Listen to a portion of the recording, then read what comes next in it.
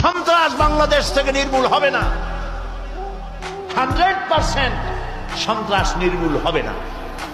100% সন্ত্রাস যদি নির্মূল করতে চাই, কোরআনের আইনের কোনো বিকল্প নাই। সুবহানাল্লাহ। আমাদেরকে সন্ত্রাসী বলে আজ কারা?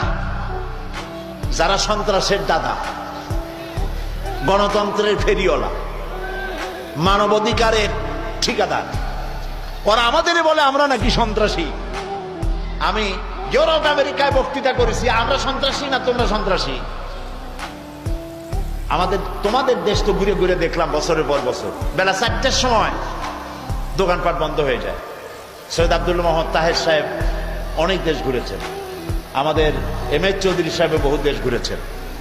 বেলা 4টায় সব দোকানপাট বন্ধ হয়ে যায়। কেন বন্ধ করো? এই জন্য বন্ধ করো যে দোকানপাটের কেনাবেচা নিরাপত্তা দিতে পারবে না, সন্ধ্যা হইলে লুটপাট হয়ে যাবে। আর তোমরা করো আমাদেরকে নিন্দা, আমরা সন্ত্রাসী। আমাদের দেশে আসো, বাংলাদেশে কোনো কোনো বাজারে রাত 2:30 3টা পর্যন্ত বেচা বিক্রি হয়।